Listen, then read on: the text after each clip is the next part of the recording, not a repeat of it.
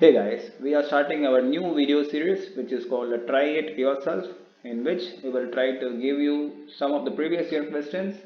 Along with that, we will also give the lecture video link for that. So you can try the questions by yourself, and if you have any doubt you can ask us. Welcome to my channel Success Guru and myself Panchanadam, and this video series is Try It Yourself. And this is just a trial video series which will be continue according to the response from your side, and I will try to upload the videos on every Sunday, and I will be sharing few questions from the previous year question paper, and I will also share the lecture video link along with it, so you can try to solve the question by yourself, and if you still have any doubt you can just ask simply.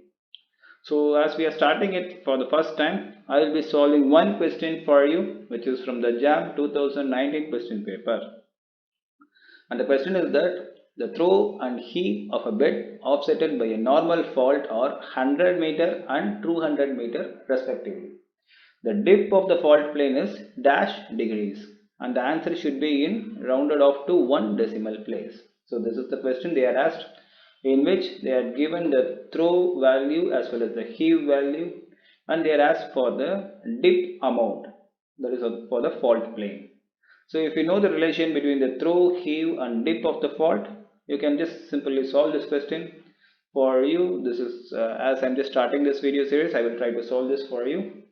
And if you remember the parts of the fault, and this is the image that we used, the throw will be like this, that is the vertical displacement of the rock block, and heave will be this portion, that is the horizontal displacement of the rock block, and this will be the dip of the fault plane which is measured from the horizontal. So if you remember all these 3 points, you can find one thing, that this looks like a right angle triangle, and as we know the angle relationship, this will be the right angle triangle, and the throw will be having the 100 meter and the heave will be having 200 meter, and this will be the fault plane dip. And as this looks like a right angle triangle, the throw side will be considered as the opposite side, and the heave side is considered as the adjacent side. And if you know the trigonometric laws, you know that the tan theta is equal to opposite side by adjacent side, and by substituting the value what you will get is tan theta is equal to 100 meter by 200 meter. So theta will be equal to tan inverse of 0.5, and if you calculate, the answer will be the dip of the fault is 26.56 degree. You can write it as 26.5 or 26.6, whatever you like. So this is how the question should be answered. Is that clear? So if you have a good clear idea about this question, just try the following questions by yourself. So this is the question from JAM 2019, in which they are given three figures, which is the outcrop pattern of three inclined beds, that is P, Q and R, on a flat ground. And the oldest one will be the P bed, and R is the youngest of the formation.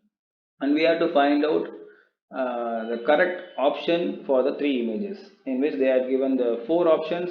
The first one will be the anticline, syncline and fault. The second one will be the syncline, anticline and fault. The third option is the fault, anticline and syncline. The fourth option is syncline, fault and anticline.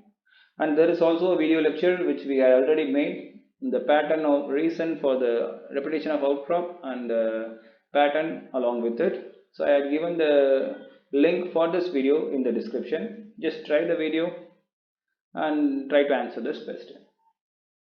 The next question is also from the JAM 2019, in which they had asked for a normal fault displaces a sandstone bed such the dip slip and the strike slip components are 3 meter and 4 meter respectively, and the next step of the displacement is dash meters. So if you know the relation between dip slip and strike slip, you can simply calculate the net slip, and the video link is also in the description box that you can check right now.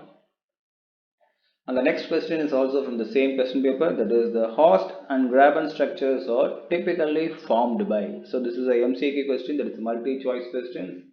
They are given the four options, so you can just try the answer, and if you have any doubt in the answer, you just check the video link that is in the description.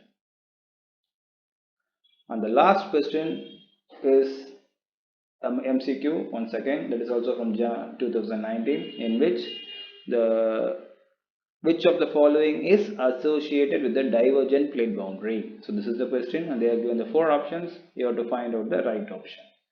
And for this question also, we had made already previous video, and the link is in the description, so you can just try the questions.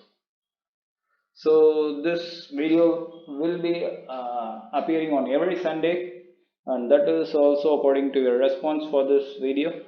So if I got very good views for this video, I will try to do it again and again on every Sunday as much as possible. Questions. And I group my videos according to the category that you can check in my playlist. And you can connect with us by mail, Facebook and Instagram, and these are the links. You can support us by like, share and subscribe. Thanks for watching. Have a great day.